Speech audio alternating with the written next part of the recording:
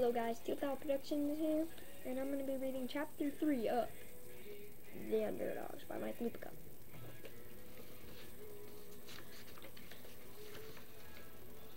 Let's find it real quick. I was on page 15. Okay. It was the end of August, the unofficial end of summer. Usually Will couldn't wait for school to start. It wasn't for the classroom part or the studying part, certainly not for the homework part. Will was an average student at best. He looked forward to school for one reason only, the start of football. And he wasn't alone, even though the number of kids his age trying out for football in Forbes seemed to get smaller every year the way the town did. The way I see it, Tim LeBlanc said to Will the next morning at Shea, "We might as well skip school this year, or at least the hard parts."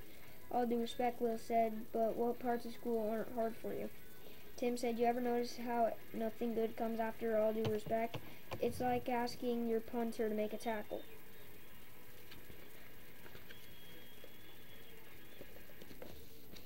What comes after it hurts no matter how you look at it. Kind of like this plan of yours, all due respect and all. Will had told Tim about his Hail Mary pass play first thing when he got to Shea. But Tim had reacted as if Will told him he was putting on an SOS note in a bottle and setting it adrift at sea. Will wasn't discouraged. A good play was a good play. Tim had been Will's blocking back from the time they started playing for the team for 10-year-olds. He was a head taller than Will and outweighed him by at least 20 pounds, and if the offensive line didn't open up the holes for him, Tim did. Tim's weight, in fact, was one of the reasons that Forbes had quit the Pop Warner League 2 years ago and helped to the West River League. When they were in 5th grade, Tim barely made it under the weight limit for the guy's age. After the season was done, Tim's dad said that he wasn't going to make his kid lose 5 pounds or whatever it was the next season if he wanted to keep playing football. "I'm against kids being told they are too anything." Nick LeBlanc had said the same thing. Too big, too small, too slow, too anything. The crazy thing, at least to Will, was that Mr. LeBlanc was now the president of the town council, meaning that he was one of the adults telling Will and Tim that their town was too poor to play their league season. Tim loved playing football almost as much as Will did, just for the sheer fun of knocking people over on offense and defense. Yet he acted like it was his job now. Maybe because his dad was coming across as one of those bad guys, to explain what he called the dollars to his best bud. He started explaining them again to Will now. "You make the money, we need sound like $1 million. Will said, "It's not." "No," Tim said, "but the 10,000 might as well be $1 million right now." $10,000. Tim had already explained to Will that the money bought the equipment. First of all, the cost of the vans needed to transport kids to the away games. The fee for someone, a firefighter, a police officer, or nurse to handle the EMT van at games in case somebody got hurt. Money to pay officials for home games and insurance fee. Will imagined the numbers stacking up against him like guys on the other side of the football trying to stop him short of a yard to play. $10,000. Just the cost of new uniforms alone was going to be about $500 per player. Most of that went to new helmets in a world where grown-ups kept trying to make the helmets safer every single year because of the attention being paid to concussions from boy leagues all the way up to the pros.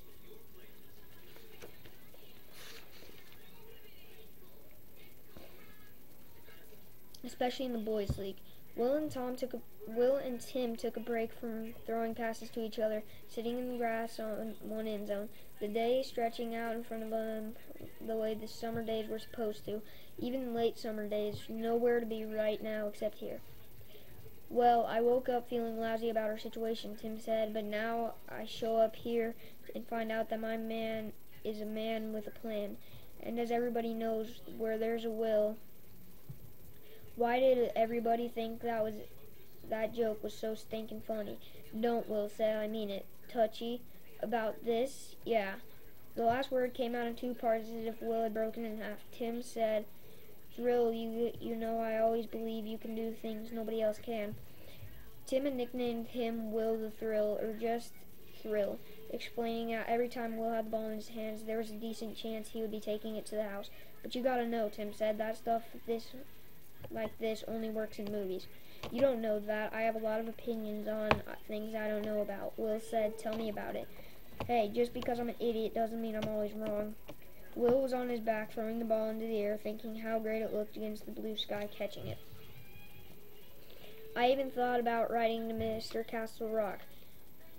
It's what they called Ben Clark's dad. Come on, man, Tim said, sounding like one of the guys on ESPN. That would be like the Steelers going to the Ravens and asking for help. I know, Will said. It's why I didn't do it. We can't take a handout from them and then go try to beat them. We gripped the ball, stood up, and said, go deep. I was born to catch passes.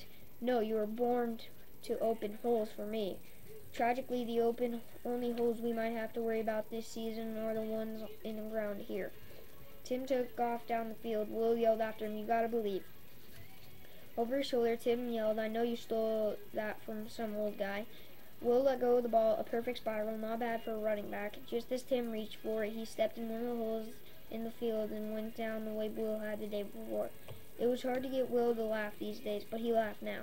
At noon, Will and Tim went their separate ways, knowing they'd be back at 2 o'clock when a bunch of the guys from the last year's team would be gathering for a game of touch football. Before he left, Tim said, you gonna tell the other guys your plan? Let's see something real quick. Okay. I wouldn't call it a plan exactly, more like what it is, a prayer. But are you going to tell? Not yet. I don't want them to get their hopes up. But it's okay to do that with me. Look at it this way, Will said. This time I'm the one trying to open the hole. One big enough for a hole for the team to run through. Will walked home to have lunch by himself. It was that way for most of the time. Sometimes Will's dad would meet him at home for a quick sandwich before heading back to work. Other times, even if he was walking the downtown route, he'd hustle home to do the same thing. Will watching him eat with one hand and rubbed his back knee with the other.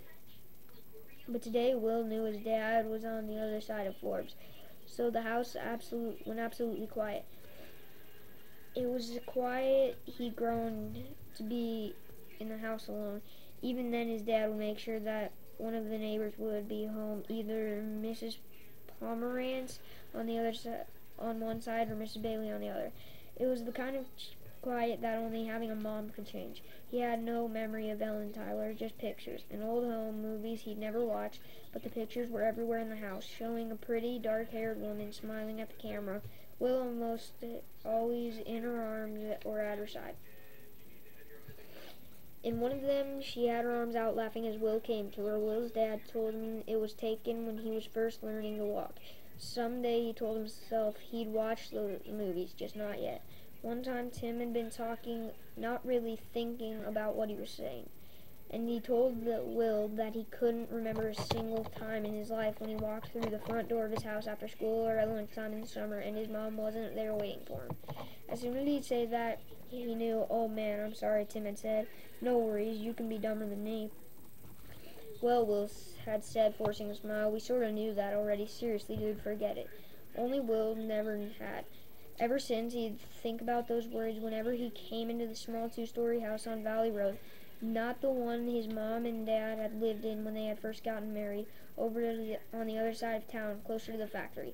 His dad had sold that 1 month after the funeral, and he and Will had lived in an apartment for a couple of years before they moved to the house on the valley. The only time Joe Tyler went past his old house near the factory was when he was delivering mail. He'd never even taken Will to see it. That was one life, bud, but now you got another one going, just the two of us. Then his dad used the football expression he used a lot. The ball's not round, he said. It'll take some funny bounces on you. You still got to pick it up and keep running. Will checked his email first thing when he got to his house, knowing it was ridiculous to think he might have already gotten a reply, or that he ever get a reply. He wasn't even going to tell Tim he'd checked when they met up back at Shea for the touch football game. That didn't mean he was giving up hope. He made himself a peanut butter sandwich, washed it down with a glass of milk, went back upstairs, checked his email again, nothing. Came back down, watched a little bit of SportsCenter, saw a couple reports from pro football training camps, grabbed a Gatorade to take with him back to the field, knowing he was going to get there before anybody else. He didn't care, even now. He was happier at Shea than anywhere else. It was a football field. In Will's mind, even a bad field was better than none. and there was going to be a game today, even if it was touch, even if it wound up 4-on-4 or 5-on-5. As far as Will was concerned, whatever the numbers, he would be happy to play, even if it was just dinner time when he had those guys would get together like this. It was a day he never wanted to end. About a block from Shea, Will started to run, Gatorade in his left hand, football in his right. He ran easily at first, then picked up pace, finally going full tilt, cutting around the hedges that enclosed one end of the field. He had just made this turn toward the field when a ball came out of the air and hit him on the head. That's when he looked up and saw the girl.